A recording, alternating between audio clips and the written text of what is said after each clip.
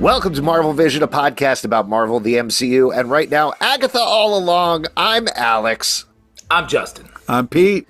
And we are going to be talking about episode 6, the big one, Familiar by Thy Side. Big one. Oh, it's the big one, baby. 50 big one, baby. minutes. Big What's one. up, 50 minutes? What? It was long. Everybody complained was about the long. length last week. Well, it was a long one this week. Are you happy now? Are you satisfied in your petty little lives? Anyway, we're going to, if you haven't checked out the episode on Disney Plus, Coming go in check hot. it out. Yeah, man. I'm coming in hot because I'm hepped up because we're getting answers this episode. So if you I haven't watched budgeted it, 42 minutes for this, and I'll tell you what, I was lost with the extra 8.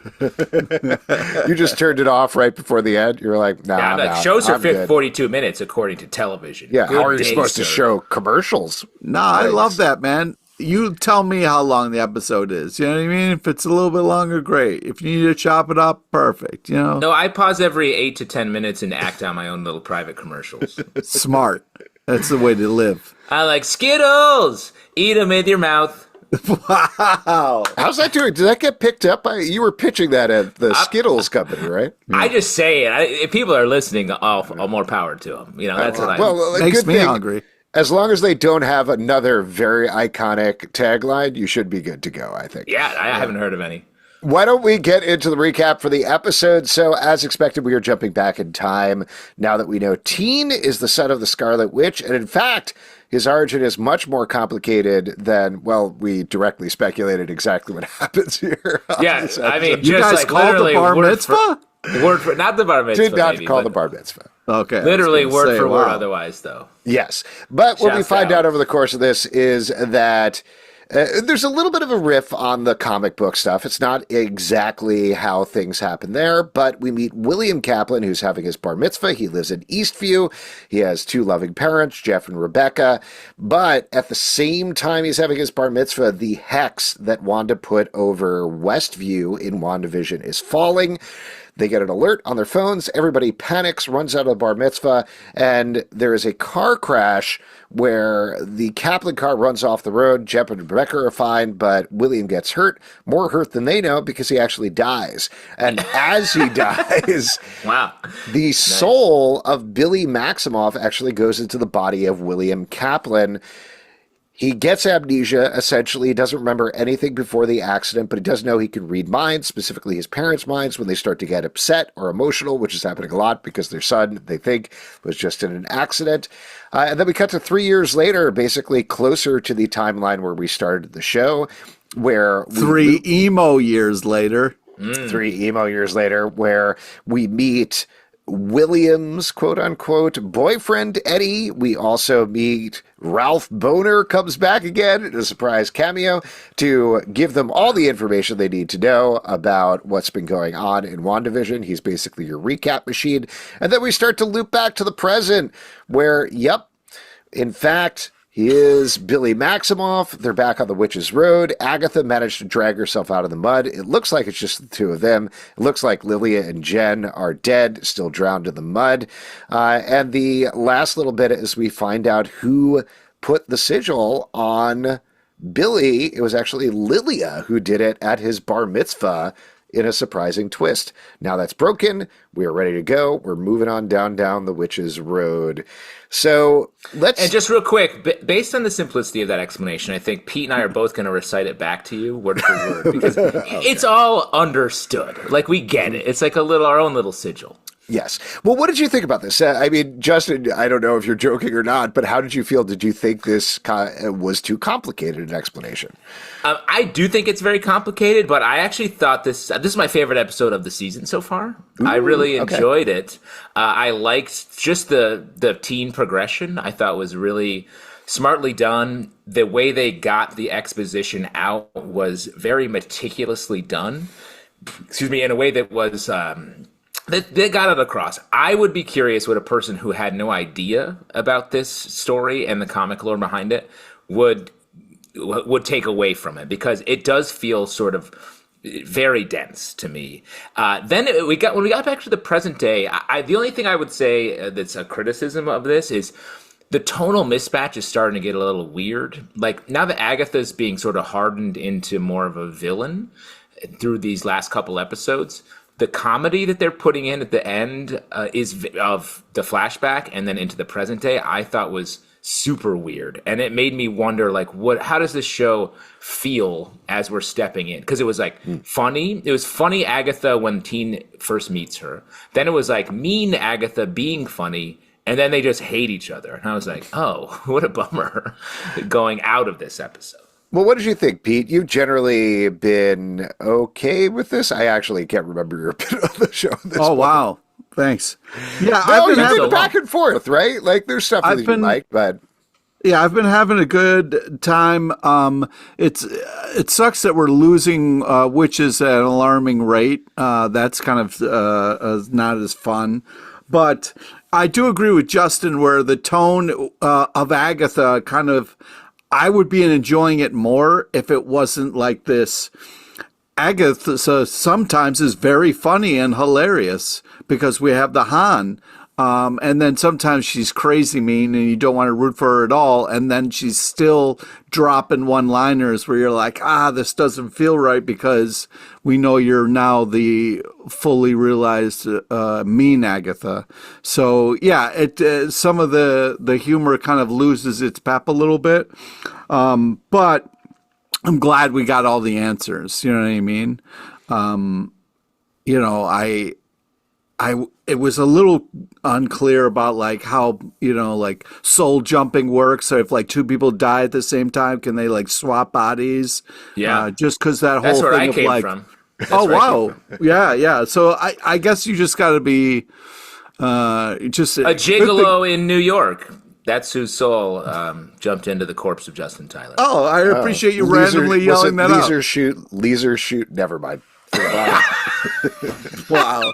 Hey, you should take pleasure, Alex, in knowing even if you did say the whole name, no one would know what you're talking about. I would. I knew Leisure Suit Larry. Larry, there you go. Yeah. Could not get that out. That's for the best for society and everyone. Yeah, I do wonder if we're going to find out more about the whole soul jumping thing because it is relatively unexplained. The other thing that's relatively unexplained is like Billy and Tommy aren't real as far as we know. That was one of the whole points of WandaVision at the end of the day is she just created them with the hex magic. They existed elsewhere in the multiverse, as we found out in Doctor Strange and the Multiverse of Madness. But like, what exactly was it of Billy Maximoff that ended up in William Kaplan?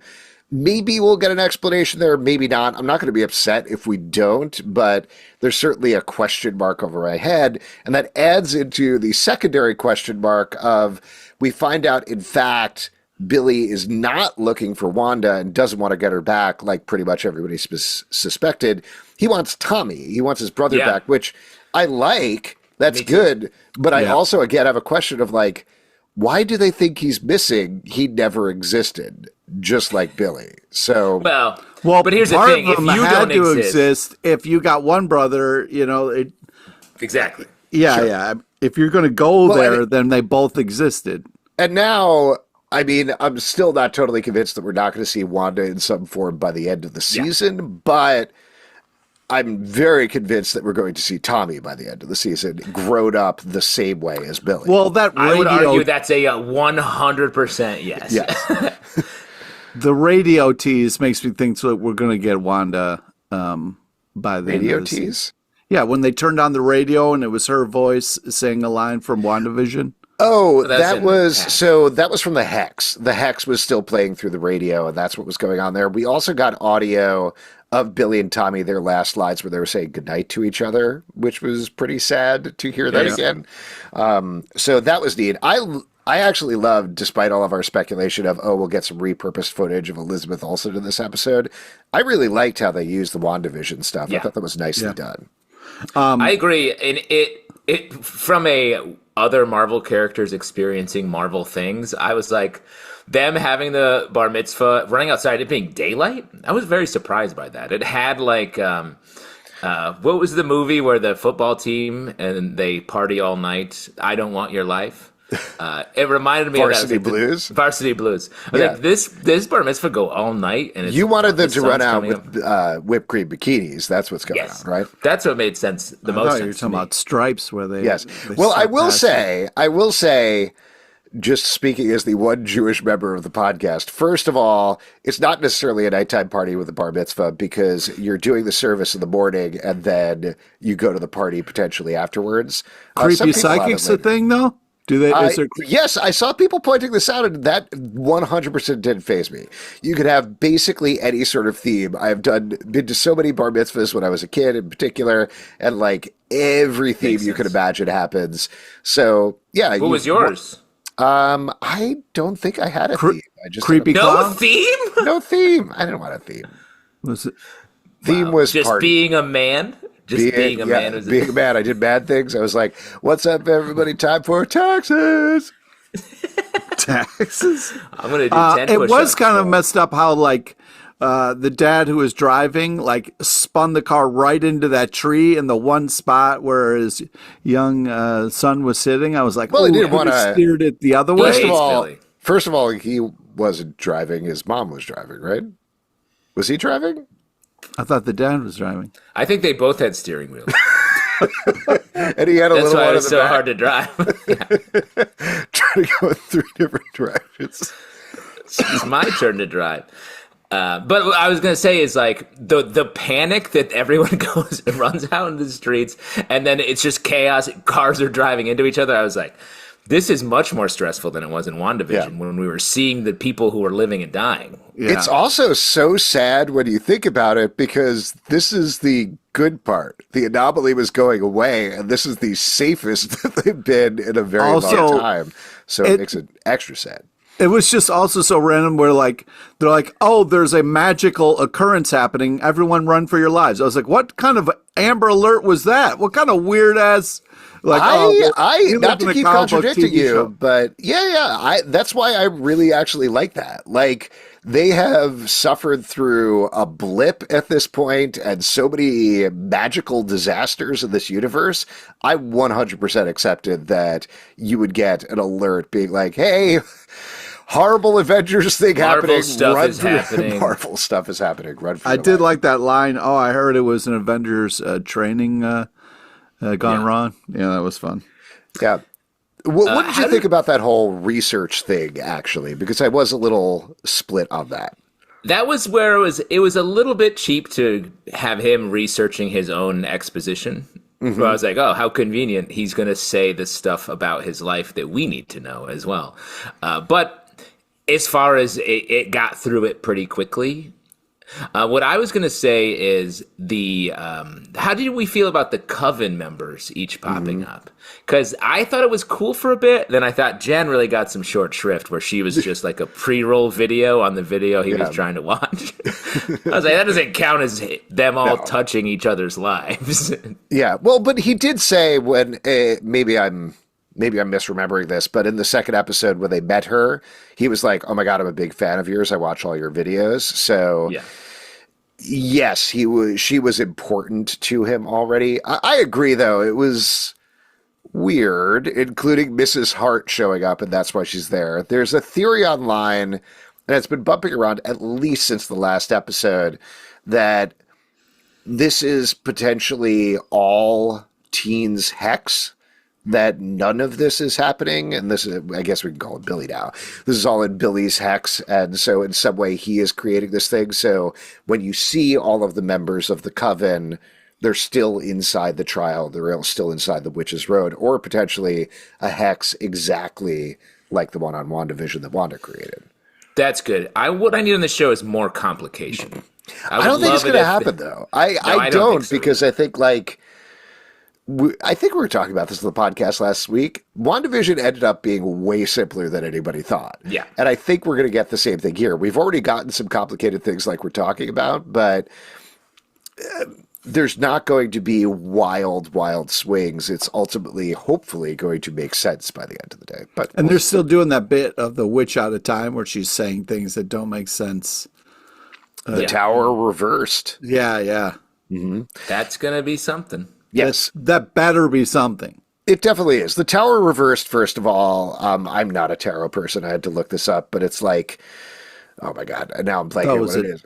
Dark Tower reference. No, it's so there's the tower card. Movie. Tower reversed is upside down, and it means change. It's her probably referring to the fact that he's about to die, which is why she ends up drawing the sigil to protect him because she sees what's coming. But this is only getting spoilers in terms of I haven't seen it, but I've seen promos for the show. They're going to have an episode where they have her. There's actually tarot. There's a tarot table. I think it's the same one where they're all dressed as like iconic witches or something like that. So I think what we are going to get is everybody comes back the next episode, and then the episode after that will be Lilia's episode where we weave together all those things she's been saying out of order. That would be that's nice. fun. I like that. I definitely feels like this is all about bringing the coven back together. The coven is important, is what this episode is telling us. But the only thing that is not making sense, and I don't understand why they structured this season this way, is Rio. Rio has been just dropped, and it's sort of like we meet Rio in the first episode. It doesn't make sense, but there's some mystery there. Then Rio comes back and just like fucks around, and we get a little bit of clue that she's death, but she doesn't really play into the story at all, besides just being there.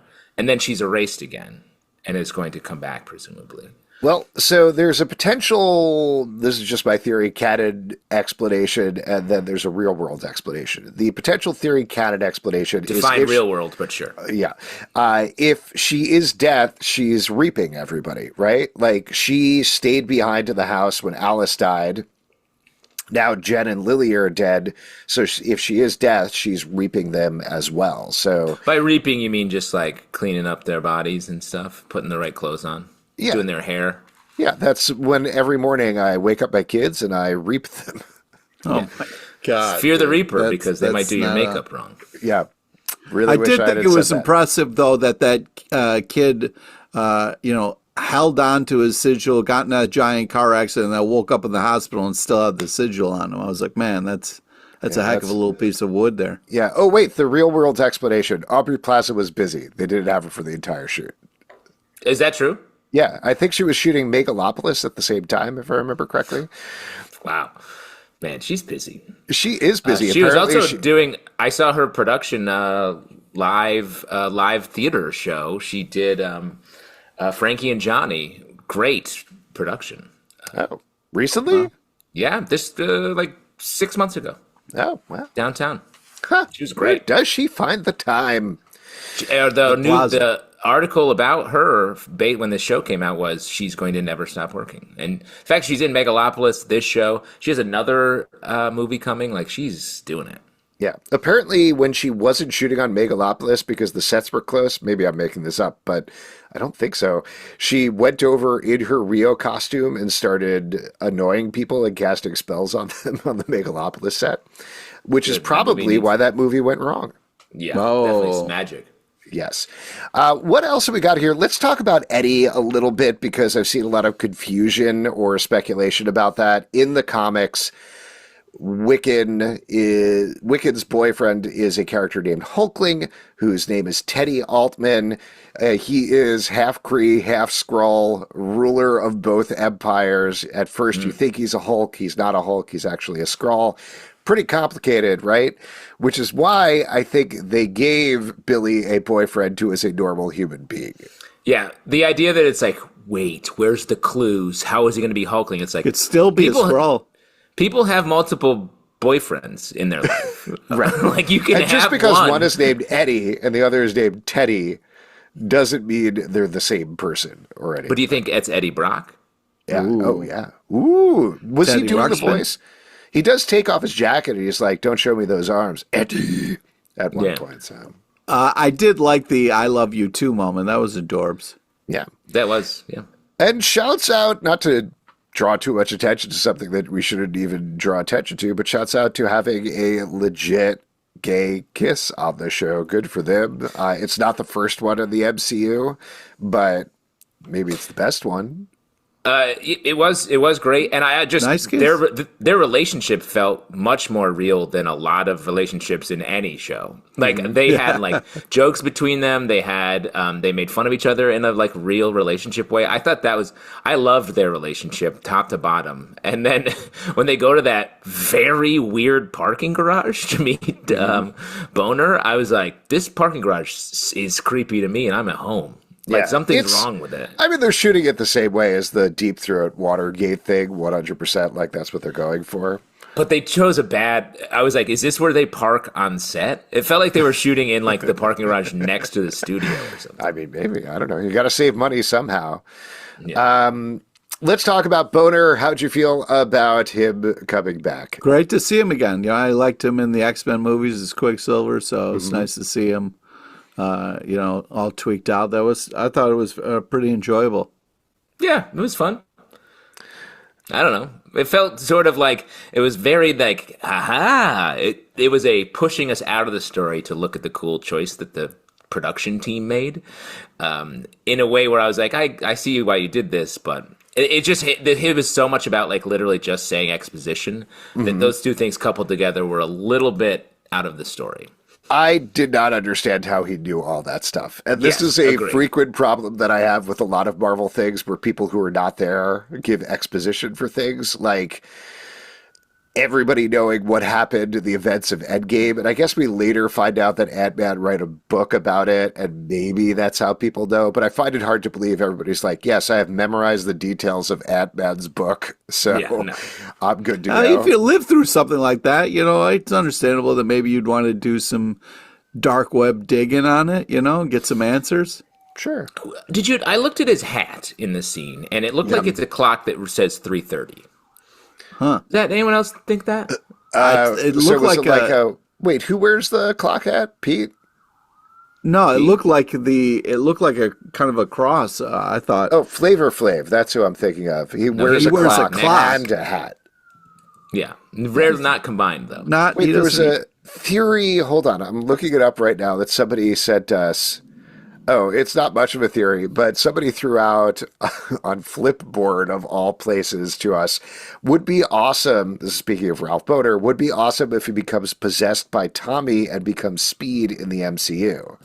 Yeah, that would be kind of fun. That would be cool. Honestly, Yes. that's a good idea. But I feel like they ruined that in this episode. I But did yes, like can't do his that. like I left my my entire Blu-ray collection behind. That was a funny line.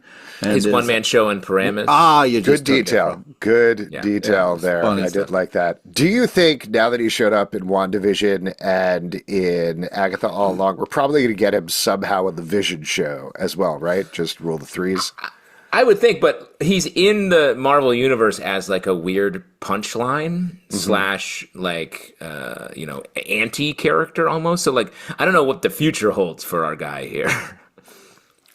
Yeah. I guess we'll see. One big thing I have to say. So Billy's dog, the family dog, is named Greg. That's weird. It's a weird dog name. Yes. That's too human of a name. What? You can't have a. That's like we just got a puppy. Greg? We named him That's fun. Jasper because that's like not a normal. That's like that's a dog name. Yeah. Greg. But maybe he's Jasper's a human a who got turned human into a name. dog. Good point. Yeah. Good point. Let me ask you guys another question. So we get a quick thing of his parents are home and they're watching true crime after he goes and sees, I think it's after he goes and sees Bohner, comes back and they're like, hey, you want to watch this? We're watching this true crime thing, which is presumably to set up so that he knows true crime tropes when he meets up with Agatha. But do you think it's possible that indicates the whole we're in his hex theory? It might indicate that people like true crime, and that's mostly what people watch in the world. Yeah. Well, I will say also Billy's or William's whole bedroom is chock full of everything that we've seen on the road so far. Yeah. Definitely. And I will say, I had that Houdini poster that you first see when you walk in. So Oh, yeah. I'm So also, maybe we're walking your road? Is that what you're saying? yes. that's Please let us off. It has been a No. very long time. That's a New York gigolo road, and you got And on it. When will I this also- trial end? I also like the fact that we got in this kind of episode the see the spell from the other side. So the fact that Agatha wasn't really a cop, she was just crazy and kind of had a fake gun.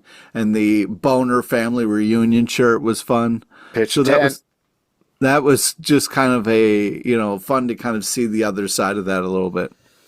Yes, that was very fun. I enjoyed all of that. I was surprised how quickly we got to that. I really thought I mean, I guess there was more in several montage sequences as well as the 3 years we skipped. But him going from like, I got to find out about this Agatha person, and I've just found out about these two characters, Billy and Tommy, to it seems like 1 hour later he's inside Agatha's house and we've started the show. It was a very quick wrap. And maybe there was Yeah. more time in there, but I was surprised how quickly it came. Well, and that was where it got so odd to It's me. 50 Like, minutes, bro. We had to cut somewhere. Come on. Yeah, I only saw You the were just first 20. saying, you said, let them go as long as they want to go. Come on, Pete, stay consistent. We get the garden hose. She's wearing a garden hose on her hip. She never leaves the house. He's there to release her. All of that I thought was like, it played so oddly to me. And that's meant to be like she's under her hex, so she's seeing things for what they are, what they aren't. She's seeing a gun when she's actually holding a garden hose.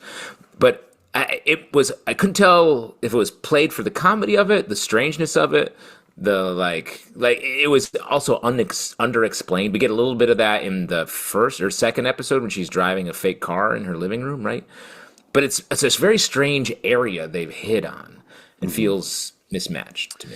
I think there wasn't, I don't know, they didn't hit the joke quite hard enough, like we talked about, I think, a couple of times here, because, like, they're trying to show a contrast between the uber seriousness of the first episode. And I did appreciate, based on what we talked about, that they spent a long time in the whole True Detective world, Mayor of Easttown world, to loop back to that and spend maybe not an equal amount of time, but a fair amount of time to show us the opposite end of the spectrum. But the opposite end of the spectrum just didn't jibe. Yeah. Like, maybe this is what you're saying again, I'm just repeating it, but didn't jibe with what Agatha was seeing in the first episode, I think. Yeah, I think it makes sense to have Justin make a point and then just spell out Justin's point more. You know Well, what I mean? I would agree with you, but I think if Justin makes a point and then you make a point, I would love it if I could make that point as well. Oh, okay, great. So that becomes your idea. I get it. I get it, Cornell. It's a funnel.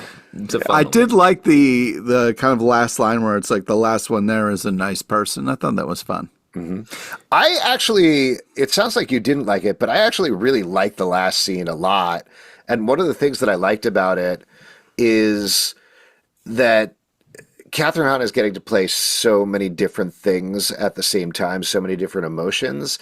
And by the very nature of drama, we often boil things down to this is the one emotion people are feeling at this time, and watch this. Now they're angry, now they're sad, etc.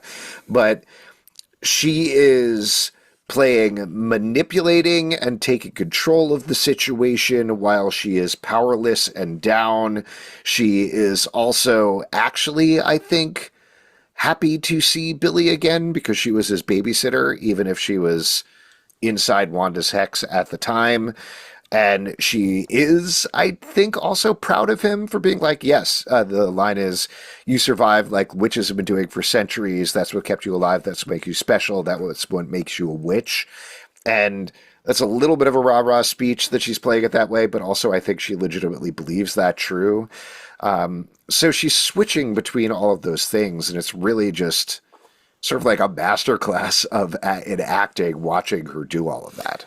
I think Catherine Hahn's performance is excellent. I just think the show is giving us so many like change-ups a lot, and like I said, I really like this episode.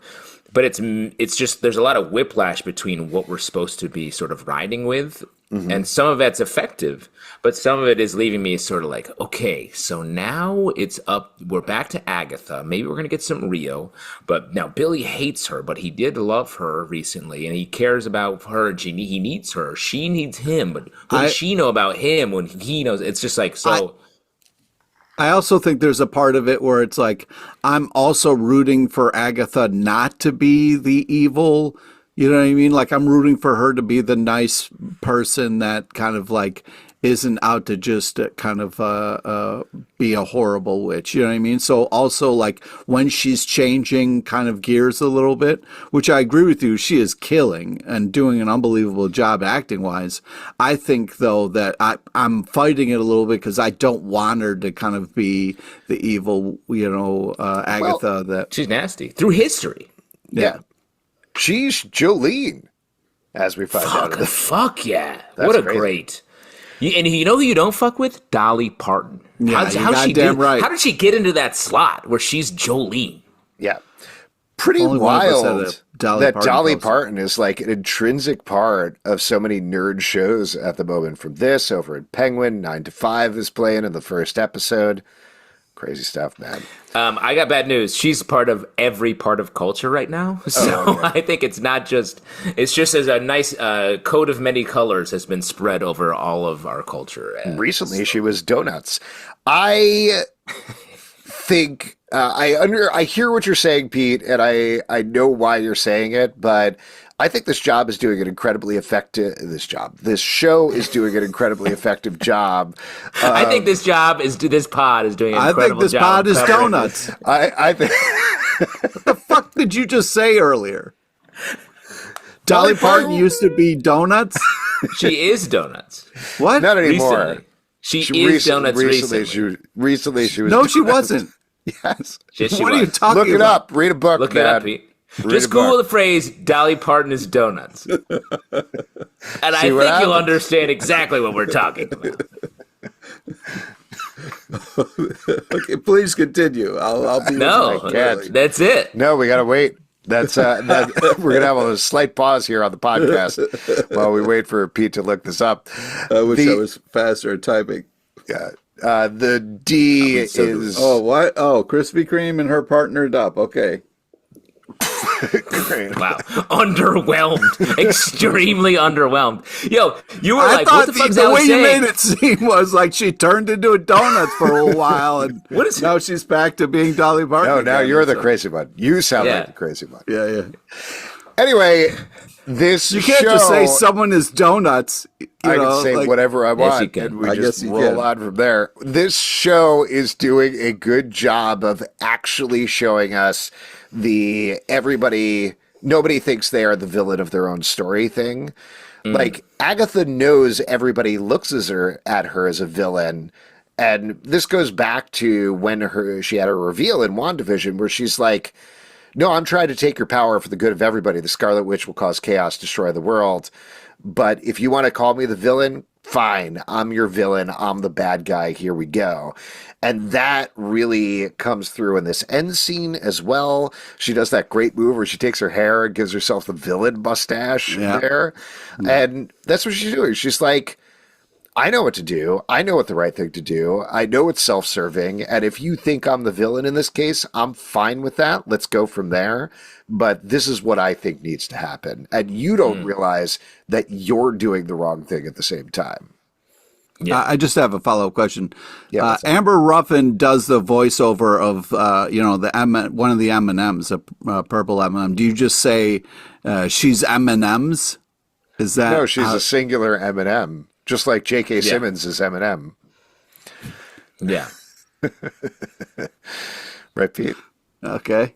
Yeah. All right. Really Oh, thought you really had got me him there. on that one. Okay, I just- if that's what you want, Pete, I'm your villain. I just your I just villain. didn't know that I unlocked I'm the your thing M&M. that you always say about people who do commercials for stuff. You just make them the thing. You I want didn't me know to be that about you. Skittles? I'll be Skittles. No, I'm Skittles. Oh, Skittles, you're Skittles are what goes in my mouth. I go, End of you go commercial. in your own mouth. This has just been one giant commercial. Sure has. Anything else from the episode you guys want to call out? I mean, just name your dog anything but Greg. Greg is the worst name. It's not the worst name. For a dog.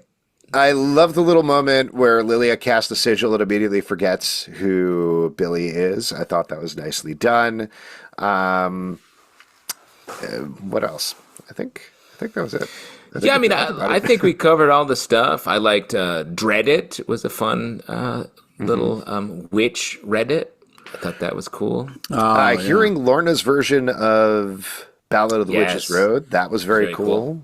Smart. Great weaving the tapestry together. Yeah, I'm really curious. I'm really enjoying the show, and I'm really enjoying that theorizing is back on the table. I miss that because it's fun, and the show is bringing in its spades. Again, I don't actually expect it to amount to as much as we all think it would be. Like, maybe it'll turn out to be something, but there was some discussion in our Patreon Slack about the changing aspect ratios. This episode, the Yes. frame around William's stuff was like a little smaller. the screen. It was just like a centimeter or 2 centimeters smaller. I think they're just giving it different looks. That's all they're doing. Yes, because I mean that to me feels like the light version of their referencing different types of television from WandaVision. But they're not emphasizing it in the story as much, but in the production, I think they're just touching it a little bit. For sure. Before we wrap up here, why don't we go to the vision board and talk about what we want to see happen next? Pete, why don't we go to you? What do you want to see happen? What is on your vision board? Well, like you brought out, I would like to hear Lilith kind of get straightened out as far as her kind of talking. Yeah, and different parts of time there. If we could kind of get that taken care of, that would be less stressful for me so I can enjoy the rest of what's about to come. All right, fair enough. I don't know what I want to see the next episode. I'm just enjoying having my expectations changed a little bit as they're switching it up. Next episode, we got to get a Plaza Showdown, right? I mean, that's coming. Yeah, here's what I think will happen. I think next week is going to be the Rio trial. Like, Rio has been off. I think she's going to come back. I think we're going to have her trial is going to be about revealing that she's death and potentially bringing everybody back to life. And then I think we're going to get Lilia's trial, which will unweave those timelines leading into our finale. If she's death, I don't think she's going to want to bring people back to life, man. Yeah, that's like doing the reverse of your job. Yeah, man. Justin, what about you? Vision board? Which is coming back together. I'm curious. I think we need to get them together before we settle the Rio stuff. I like your theory about her being integral to that, but we haven't created or gotten into a lot of the backstory, and so I don't know. They need to generate some of the drama around that before we actually get conclusion. So they have a lot to do with that story, I think. Yeah. So let's get that going ASAP. Absolutely. And that is it for our recap show. If you'd like to support this podcast and all the podcasts we do, patreon.com/Comic Book Club. Also, we do a live show every Tuesday night at 7 p.m. to Facebook and YouTube. Come hang out. We would love to chat with you about Agatha, Apple, Spotify, Android, or the app of your choice to subscribe, listen, and follow the show at Comic Book Live on Twitter/X, Comic Book Club Live on TikTok and Instagram, comicbookclublive.com for this podcast and many more. Until next time, stay marvelous. Pete is donuts. What? Look it up. Look it up, man.